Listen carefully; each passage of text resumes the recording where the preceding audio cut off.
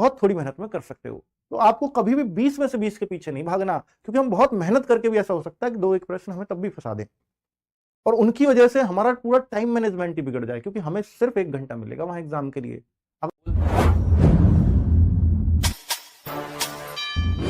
देखिए, अगर SSC GD में नौकरी लेना है तो मैथ सब्जेक्ट को आप इग्नोर नहीं कर सकते, क्योंकि ये मार्क्स दिलाने वाला सब्जेक्ट है। जीएस का कभी भरोसा नहीं है। कोई भी विश्वास से नहीं कह सकता, ना कोई टीचर कह सकता है, ना कोई बच्चा कह सकता है कि मैं 20 में से 15 करके आ जाऊंगा।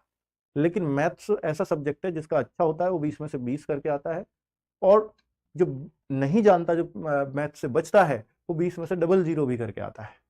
तो ये मैथ्स जो है, ये सब्जेक्ट ऐसा है डिफरेंस क्रिएट करने वाला बच्चों में।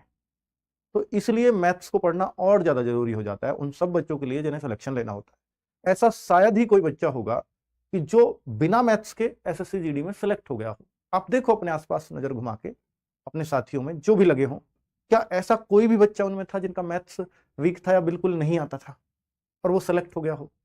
हाँ, ऐसा हो सकता है। मान लीजिए कोई नक्सल एरिया, बॉर्डर एरिया में है, या कोई नॉर्थ ईस्ट के स्टेट्स में है, उनकी कट ऑफ डाउन जाती है, क्योंकि यहाँ स्टेट वाइज कट ऑफ लगती है, या साउथ इंडिया में है, वहां हो सकता है। लेकिन हिंदी भाषी राज्यों में ऐसा कहीं भी कोई बच्चा नहीं मिलेगा जो मैथ्स के बिना सेलेक्ट हो गया हो, और ना हो सकता है।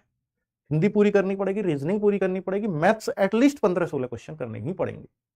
और मैं हमेशा कहता हूं कि भाई, अगर आप जब भी सीरियस हो गए मैथ्स को लेकर के, थोड़े बहुत ही हो जाओ, चाहे आप 15-16 क्वेश्चन आराम से कर सकते हो एसएससी जीडी में।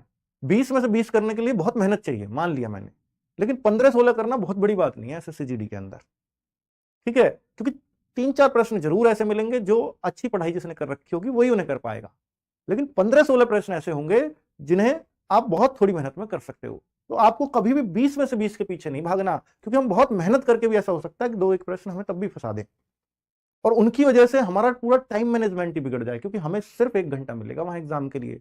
अगर कहीं भी आप डिसबैलेंस हुए ना तो टाइम में, तो आपका समय कम पढ़ना ही पढ़ना है पेपर में।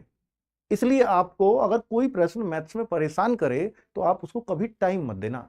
और मैं हमेशा कहता हूं कि मैथ्स में हम वो क्वेश्चन ज्यादा टाइम लेता है जो आपसे होता नहीं है, और जो आपसे होता है ना, वो क्वेश्चन कभी एग्जाम में आपका टाइम नहीं खाएगा, ये याद रख लेना। अगर किसी क्वेश्चन पे टाइम लग रहा है, इट मींस वो आपसे होने वाला नहीं है। तो उसके मायाजाल से बाहर निकलो और 1 घंटे में maximum to maximum paper attempt करो। अगर पेपर अटेम्प्ट ही पूरा नहीं किया। हेलो दोस्तों, जैसा कि अंकित वाड़ी सर ने आप सबको बताया कि एसएससी जीडी में सिलेक्शन लेने के लिए मैथ बहुत ज़्यादा इंपॉर्टेंट है, खासकर जो हिंदी भाषी राज्य है जैसे यूपी, हरियाणा, राजस्थान हो गया, इनमें बिना मैथ के सिलेक्शन आप नहीं ले सकते हैं। हाँ, हो सकता है आप जो नक्सल एरिया है जैसे असम हो गया, आपका उड़ीसा, पश्चिम बंगाल, इन राज्यों में हो सकता है आप मैथ में एक 10-15 क्वेश्चन करने के बाद भी सिलेक्शन ले जाओ, फिर भी आपके हिंदी और रीजनिंग में आपका अच्छा स्कोर पाएगा। तो मैथ को आप बहुत ज़्यादा सीरियस लीजिए और अच्छे से पढ़िए उसे, मैथ को ज़्यादा समय दीजिए। मैथ में आपका बेस्ट स्कोर होना चाहिए, तभी आप एसएससी जीडी में सिलेक्शन ले सकते हैं। तो मैथ के लिए आप, जिनका ज़्यादा मैथ वीक है, तो आप सूर्य बैच से पढ़ लीजिए। अगर आपने कोई बैच नहीं लिया है तो, और बैच लिया रखा है तो उसकी अच्छे से प्रैक्टिस कीजिए और उसमें अच्छे से कॉन्सेप्ट को अपना क्लियर कीजिएगा, ठीक है।